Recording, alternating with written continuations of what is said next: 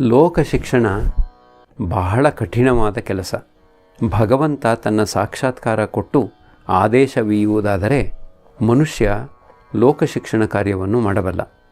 ನಾರದ ಶುಕದೇವಾದಿಗಳಿಗೆ ಭಗವಂತನಿಂದ ಆದೇಶ ದೊರೆತಿತ್ತು, ಶಂಕರಾಚಾರ್ಯರಿಗೂ ದೊರೆತಿತ್ತು. ಆದೇಶವಿಲ್ಲದೆ ಇತ್ತು ಎಂದರೆ ಯಾರು ತಾನೇ ನಿನ್ನ ಮಾತಿಗೆ ಬೆಲೆ ಕೊಡುತ್ತಾರೆ? ಕಲ್ಕತ್ತಾದ ಜನರು ಎಷ್ಟು ಸುಲಭವಾಗಿ ಭಾವೋದ್ರೇಕಗೊಂಡು ಬಿಡುತ್ತಾರೆ ಗೊತ್ತೇ? ಸೌದೆ ಕೆಳಗೆ ಉರಿಯುತ್ತಿರುವವರೆಗೆ ಹಾಲು ಉಕ್ಕಿ ಉಕ್ಕಿ ಮರಳುತ್ತಿರುತ್ತದೆ. ಸೌದೆಯನ್ನು ಒಲೆಯಿಂದ ಹೊರಕ್ಕೆ ಎಳೆದರೆ ಅದು ಶಾಂತವಾಗಿ ಬಿಡುತ್ತದೆ. ಕಲ್ಕತ್ತಾದ ಜನರಿಗೆ ಯಾವುದಾದರೂ ಒಂದು ಭಾವೋದ್ರೇಕಕರವಾದದ್ದು ಬೇಕೇ ಬೇಕು. ನೀರು ಬೇಕು ಅಂತ ಒಂದು ಬಾವಿ ತೋಡುತ್ತಾರೆ. ಅಲ್ಲೇನಾದರೂ ಒಂದು ಸ್ವಲ್ಪ ಅರೆ ಸಿಕ್ಕಿತು ಅಂದರೆ ಆ ಸ್ಥಳ ಬಿಟ್ಟು ಬಿಡುತ್ತಾರೆ. ಬಳಿಕ ಬೇರೆ ಕಡೆ ಅಗೆಯಲು ಶುರು ಮಾಡುತ್ತಾರೆ. ಅಲ್ಲೇನಾದರೂ ಮರಳು ಸಿಕ್ಕಿಬಿಟ್ಟಿತು ಎಂದರೆ ಆ ಭಾಗವನ್ನೂ ಬಿಟ್ಟು ಬಿಡುತ್ತಾರೆ. ಹೀಗೆ ಮುಂದುವರಿಯುತ್ತಲೇ ಇರುತ್ತಾರೆ. ಸುಮ್ಮನೆ ಮನಸ್ಸಿನಲ್ಲಿ ತನಗೆ ಆದೇಶ ದೊರೆತು ಬಿಟ್ಟಿದೆ ಎಂದು ಭಾವಿಸಿಕೊಂಡು ಬಿಟ್ಟರೆ ಅದು ಯಾವ ಪ್ರಯೋಜನಕ್ಕೂ ಬಾರದು. ಸತ್ಯವಾಗಿಯೂ ಭಗವಂತ ನಮ್ಮ ಕಣ್ಣಿಗೆ ಕಾಣಿಸಿಕೊಳ್ಳುತ್ತಾನೆ, ನಮ್ಮೊಡನೆ ಮಾತುಕತೆ ಆಡುತ್ತಾನೆ. ಆಗ ಆತನಿಂದ ಆದೇಶ ಪಡೆಯಲು ಸಾಧ್ಯ. ಆ ರೀತಿಯಾಗಿ ಆದೇಶ ಪಡೆದ ವ್ಯಕ್ತಿಯ ಬಾಯಿಯಿಂದ ಬರುವ ಮಾತಿಗೆ ಎಷ್ಟು ಬಲ! ಅದು ಪರ್ವತಗಳನ್ನೂ ಚಲಿಸಿಬಿಡಬಲ್ಲದು. ಬರಿದೇ ಉಪನ್ಯಾಸ ಯಾವುದಕ್ಕೆ ಬಂದೀತು? ಒಂದೆರಡು ದಿನಗಳ ಮಟ್ಟಿಗೆ ಕೇಳುತ್ತಾರೆ, ಬಳಿಕ ಮರೆತು ಬಿಡುತ್ತಾರೆ. ಅದರಂತೆ ಅವರು ಎಂದಿಗೂ ನಡೆದುಕೊಳ್ಳುವುದಿಲ್ಲ. ಆ ದೇಶದಲ್ಲಿ ಕಾಮಾರಪುಕುರದಲ್ಲಿ ಹಾಲಧಾರಪುಕುರ ಎಂಬ ಹೆಸರಿನ ಒಂದು ಕೆರೆ ಇದೆ. ಕೆಲವರು ಬೆಳಗಿನ ಜಾವ ಎದ್ದು ಹೋಗಿ ಏರಿ ಬಳಿ ಹೇಸಿಗೆ ಮಾಡಿಬಿಡುತ್ತಿದ್ದರು. ಅಲ್ಲಿಗೆ ಪ್ರಾತಃ ಕಾಲ ಸ್ನಾನಕ್ಕಾಗಿ ಬರುತ್ತಿದ್ದವರು ಬಾನು ಬಿರಿಯುವ ಹಾಗೆ ತಪ್ಪಿತಸ್ಥರನ್ನು ಬೈಯುತ್ತಿದ್ದರು. ಎಷ್ಟು ಬೈದರೂ ದಿನವೂ ಅದೇ ಅವಸ್ಥೆ. ಹೇಸಿಗೆ ಮಾಡುವುದು ನಿಲ್ಲದೇನೇ ಹೋಯಿತು. ಎಲ್ಲರೂ ನಗುತ್ತಿದ್ದಾರೆ. ಅಲ್ಲಿನ ಜನರು ತಮ್ಮ ಕಷ್ಟವನ್ನು ಸರ್ಕಾರಕ್ಕೆ ತಿಳಿಸಿದರು. ಅವರು ಅಲ್ಲಿಗೆ ಒಬ್ಬ ಜವಾನನನ್ನು ಕಳುಹಿಸಿದರು. ಆತ ಬಂದು ಅಲ್ಲಿ ಒಂದು ಸೈನ್ ಬೋರ್ಡ್ ನೆಟ್ಟ. ಅದರಲ್ಲಿ ಬರೆದಿತ್ತು, ಹೇಸಿಗೆ ಮಾಡಿದವರಿಗೆ ಶಿಕ್ಷೆ ವಿಧಿಸಲಾಗುತ್ತದೆ. ಒಡನೆಯೇ ಎಲ್ಲ ನಿಂತು ಹೋಯಿತು. ಎಲ್ಲರೂ ನಗುತ್ತಿದ್ದಾರೆ. ಲೋಕ ಶಿಕ್ಷಣ ಮಾಡಬೇಕಾಗಿದ್ದರೆ ಭಗವಂತನಿಂದ ಆದೇಶ ಪಡೆದುಕೊಂಡಿರಬೇಕು. ಇಲ್ಲದಿದ್ದರೆ ಅದು ಹಾಸ್ಯಾಸ್ಪದಕ್ಕೆ ಇಟ್ಟುಕೊಳ್ಳುತ್ತದೆ. ತನಗೇ ಪರಿಪಕ್ವತೆ ತಂದುಕೊಂಡಿಲ್ಲ, ಬೇರೆಯವರಿಗೆ ಪರಿಪಕ್ವತೆ ತರಲು ಹೋಗುವುದು. ಕುರುಡನಿಗೆ ದಾರಿ ತೋರಿಸಿದಂತೆ. ಈ ವಿಧವಾದ ಹಿತ ವಿಪರೀತಕ್ಕಿಟ್ಟುಕೊಳ್ಳುತ್ತದೆ. ಭಗವಂತನ ಸಾಕ್ಷಾತ್ಕಾರ ಪಡೆದುಕೊಂಡ ನಂತರ ಅಂತರ್ದೃಷ್ಟಿ ಉಂಟಾಗುತ್ತದೆ. ಯಾರಿಗೆ ಏನು ಎಂಬುದು ಗೊತ್ತಾಗುತ್ತದೆ. ಆಗ ಸರಿಯಾದ ಔಷಧ ಕೊಡಬಹುದು. ಭಗವಂತನ ಆದೇಶ ಪಡೆದುಕೊಳ್ಳದೇ ಇದ್ದರೆ ನಾನು ಲೋಕ ಶಿಕ್ಷಣ ಮಾಡುತ್ತಿದ್ದೇನೆ ಎಂಬ ಅಹಂಕಾರ ಬಂದುಬಿಡುತ್ತದೆ. ಅಹಂಕಾರ ಅಜ್ಞಾನದಿಂದ ಉಂಟಾಗುತ್ತದೆ. ಅಜ್ಞಾನದಿಂದಲೇ ಅನ್ನಿಸುತ್ತದೆ ನಾನು ಕರ್ತ ಎಂಬುದಾಗಿ. ಭಗವಂತನೇ ಕರ್ತ, ಆತನೇ ಎಲ್ಲವನ್ನೂ ಮಾಡುತ್ತಿದ್ದಾನೆ, ನಾನು ಏನನ್ನೂ ಮಾಡುತ್ತಿಲ್ಲ ಎಂಬ ಬೋಧೆ ಮನುಷ್ಯನಿಗೆ ಉಂಟಾಯಿತು ಎಂದರೆ ಆತ ಜೀವನ್ಮುಕ್ತನಾಗಿ ಬಿಡುತ್ತಾನೆ. ನಾನು ಕರ್ತ ಎಂಬ ಈ ಬೋಧೆಯಿಂದಲೇ ಮನುಷ್ಯ ಪಡುವ ಸಕಲ ದುಃಖ ದುರಿತಗಳೆಲ್ಲ ಜನ್ಮ ತಳೆಯುತ್ತವೆ. ನೀವು ಹೇಳುತ್ತೀರಿ ಜಗತ್ತಿಗೆ ಉಪಕಾರ ಮಾಡಬೇಕು ಎಂಬುದಾಗಿ. ಜಗತ್ತೇನು ಒಂದು ಅಂಗೈಯಗಲದ್ದೇ? ಅದು ಈ ಜಗತ್ತಿಗೆ ಉಪಕಾರ ಮಾಡಲು ಮೊದಲನೆಯದಾಗಿ ನೀವು ಯಾರು? ಮೊದಲು ಸಾಧನೆ ಮಾಡಿ ಭಗವಂತನನ್ನು ಸಾಕ್ಷಾತ್ಕಾರ ಮಾಡಿಕೊಳ್ಳಿ, ಆತನನ್ನು ಪಡೆದುಕೊಳ್ಳಿ. ಆತ ಶಕ್ತಿಯನ್ನು ಕರುಣಿಸಿದ್ದೇ ಆದರೆ ಆಗ ಎಲ್ಲರಿಗೂ ಹಿತವನ್ನು ಮಾಡಬಲ್ಲಿರಿ. ಇಲ್ಲದಿದ್ದರೆ ಸಾಧ್ಯವಿಲ್ಲ. ಒಬ್ಬ ಬ್ರಾಹ್ಮ ಭಕ್ತ ಭಗವಂತನ ಸಾಕ್ಷಾತ್ಕಾರ ದೊರಕುವವರೆಗೆ ನಾವು ಎಲ್ಲ ಕೆಲಸ ಕಾರ್ಯಗಳನ್ನು ಬಿಟ್ಟು ಬಿಡೋಣವೇ? ಶ್ರೀರಾಮಕೃಷ್ಣರು ಇಲ್ಲ, ಹಾಗೇಕೆ ಮಾಡಬೇಕು? ಭಗವಚ್ಚಿಂತನೆ, ನಾಮಗುಣ ಕೀರ್ತನೆ, ನಿತ್ಯಕರ್ಮ ಇವೇ ಮೊದಲಾದವುಗಳಲ್ಲಿ ತೊಡಗಿರಬೇಕು. ಬ್ರಾಹ್ಮ ಭಕ್ತ ಸಂಸಾರಕ್ಕೆ ಸಂಬಂಧಪಟ್ಟ ಕೆಲಸ ಕಾರ್ಯಗಳು ಇವೇ ಅಲ್ಲ, ಹಣ ಸಂಪಾದಿಸುವುದು ಇವೇ ಮೊದಲಾದವು. ಅವನ್ನು ಶ್ರೀರಾಮಕೃಷ್ಣರು ಹೌದು, ಅವನ್ನೂ ಮಾಡಬೇಕು. ಸಂಸಾರ ಯಾಪನೆಗೆ ಅತ್ಯವಶ್ಯಕವಾದವುಗಳನ್ನು ಮಾತ್ರ. ಆದರೆ ಅದೇ ಸಮಯದಲ್ಲಿ ನಿನ್ನ ಕರ್ಮಗಳನ್ನು ನೀನು ನಿಷ್ಕಾಮ ಭಾವನೆಯಿಂದ ಜರುಗಿಸಲು ಶಕ್ತನಾಗುವಂತೆ ಭಗವಂತ ಶಕ್ತಿ ದಯಪಾಲಿಸಬೇಕೆಂದು ಕಣ್ಣೀರು ಸುರಿಸುತ್ತಾ ಏಕಾಂತದಲ್ಲಿ ಆತನನ್ನು ಪ್ರಾರ್ಥಿಸಿಕೊಳ್ಳುತ್ತಿರಬೇಕು. ನೀನು ಆತನಿಗೆ ಹೇಳಬೇಕು, ಹೇ ಭಗವಂತ, ನನ್ನ ಸಾಂಸಾರಿಕ ಕೆಲಸ ಕಾರ್ಯಗಳನ್ನು ಕಡಿಮೆ ಮಾಡಿಕೊಡು. ಇಲ್ಲದಿದ್ದರೆ ನನ್ನ ಅನುಭವಕ್ಕೆ ಬಂದಿದೆ, ಹೆಚ್ಚು ಕೆಲಸ ಬಂತು ಎಂದರೆ ನಿನ್ನನ್ನು ಮರೆತು ಬಿಡುತ್ತೇನೆ. ನಿಷ್ಕಾಮ ಕರ್ಮ ಮಾಡುತ್ತಿದ್ದೇನೆ ಅಂತ ಭಾವಿಸುತ್ತೇನೆ, ಆದರೆ ಅದು ಸಕಾಮ ಕರ್ಮ ಆಗಿಬಿಡುತ್ತದೆ. ದಾನ ಧರ್ಮಾದಿ ಕಾರ್ಯಗಳನ್ನು ಹೆಚ್ಚಾಗಿ ಮಾಡಹೋಗಿ ಕೊನೆಗೆ ಲೋಕಮಾನ್ಯನಾಗುವ ಇಚ್ಛೆ ಬಂದು ಬಿಡಬಹುದು. ಒಮ್ಮೆ ಶಂಭುಮಲ್ಲಿಕ ತಾನು ಕಟ್ಟಿಸಬೇಕೆಂದಿರುವ ಆಸ್ಪತ್ರೆ, ಔಷಧಾಲಯ, ಸ್ಕೂಲು, ರಸ್ತೆ, ಕೊಳ ಇವೇ ಮೊದಲಾದವುಗಳ ಮಾತು ಎತ್ತಿದ. ನಾನು ಆತನಿಗೆ ಹೇಳಿದೆ, ಆ ವಿಧದ ಕೆಲಸಗಳಿಗಾಗಿ ಸುಮ್ಮನೆ ಹುಡುಕಿಕೊಂಡು ಹೋಗಬೇಡ. ತಾನಾಗಿಯೇ ಬರುವ ಮತ್ತು ಅತ್ಯವಶ್ಯಕವಾಗಿರುವ ಕೆಲಸ ಕಾರ್ಯಗಳನ್ನು ಮಾತ್ರ ಮಾಡು.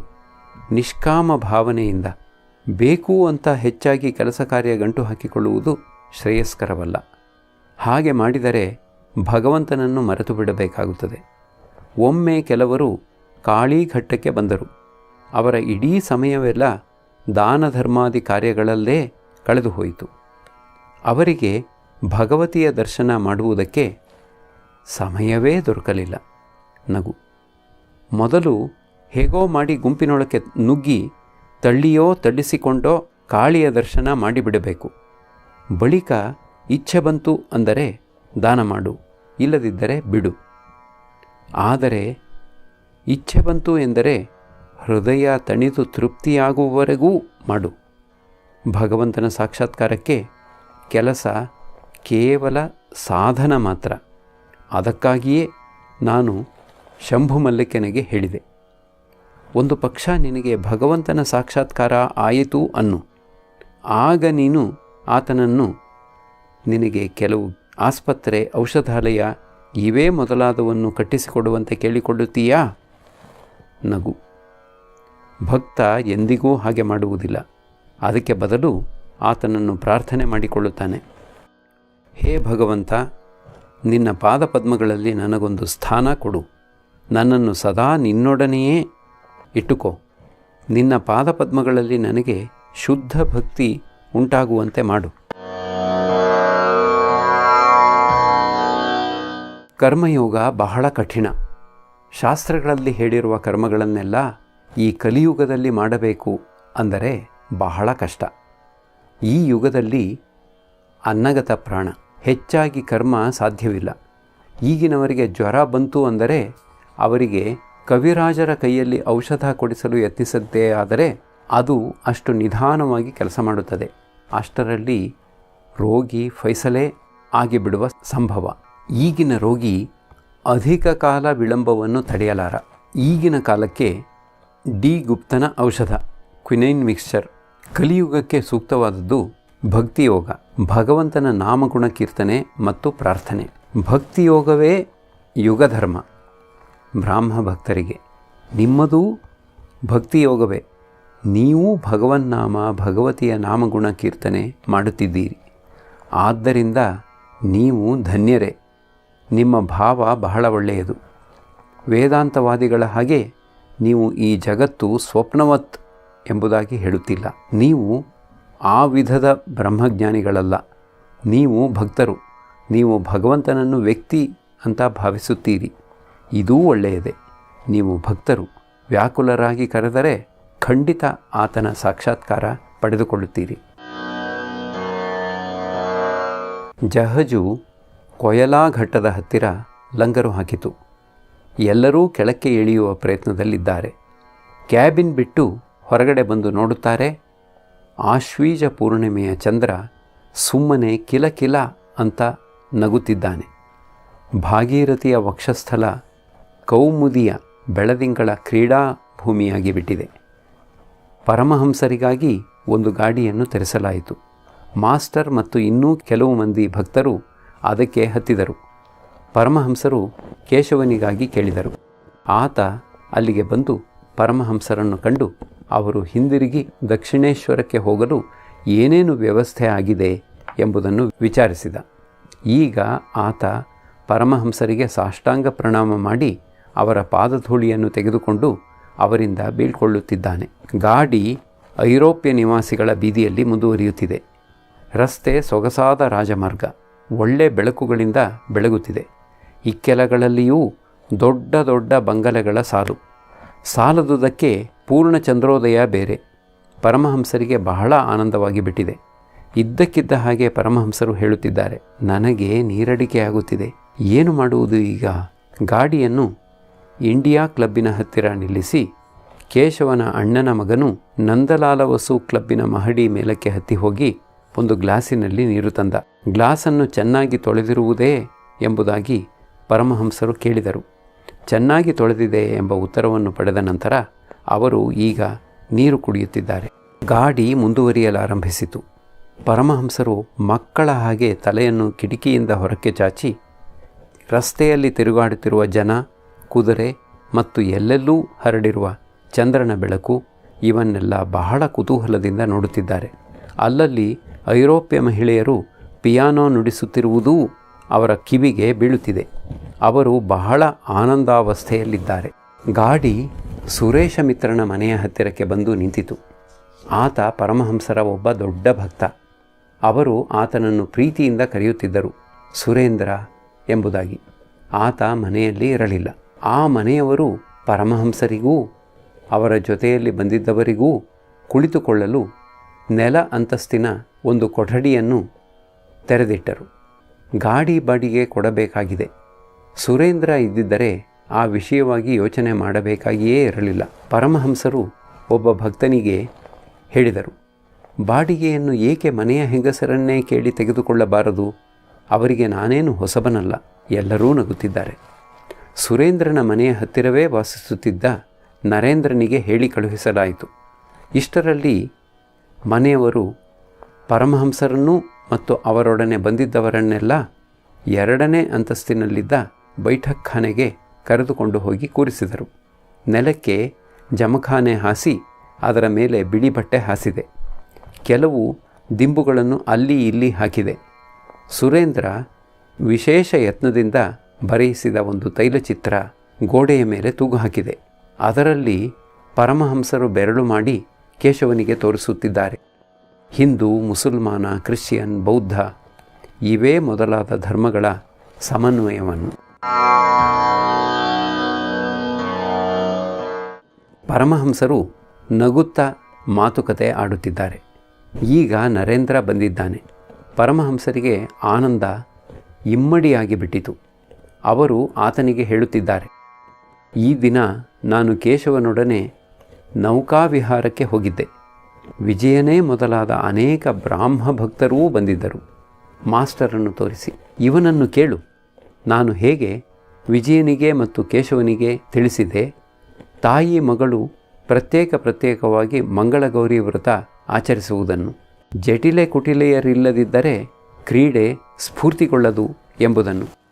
ಮಾಸ್ಟರಿಗೆ, ಏನು ಅಲ್ಲವೇ ಮಾಸ್ಟರ್? ಹೌದು, ನಿಜ. ಆಗಲೇ ಬಹಳವಾಗಿ ರಾತ್ರಿಯಾಗಿ ಬಿಟ್ಟಿದೆ. ಆದರೂ ಸುರೇಂದ್ರ ಇನ್ನೂ ಬರಲಿಲ್ಲ. ಪರಮಹಂಸರು ದಕ್ಷಿಣೇಶ್ವರಕ್ಕೆ ಹೊರಡಬೇಕಾಗಿದೆ. ಒಂದು ಗಾಡಿಯನ್ನು ಮಾಡಿಕೊಂಡು ಬಂದದ್ದಾಯಿತು. ಮಾಸ್ಟರ್ ಮತ್ತು ನರೇಂದ್ರ ಅವರಿಗೆ ಪ್ರಣಾಮ ಮಾಡಿ ಅವರಿಂದ ಬೀಳ್ಕೊಂಡರು. ಪರಮಹಂಸರ ಗಾಡಿ ಬೆಳದಿಂಗಳ ಹಾಲು ಚೆಲ್ಲಿದಂತಿದ್ದ ರಸ್ತೆಯಲ್ಲಿ ದಕ್ಷಿಣೇಶ್ವರಕ್ಕೆ ಮುಂದುವರಿಯುತ್ತಿದೆ.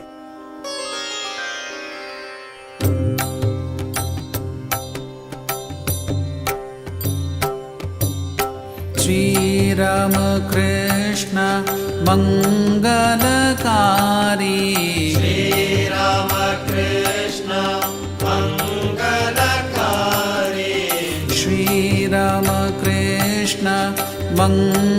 ಮಂಗಲಕಾರಿ ಶ್ರೀರಾಮಕೃಷ್ಣ ಮಂಗಲಕಾರಿ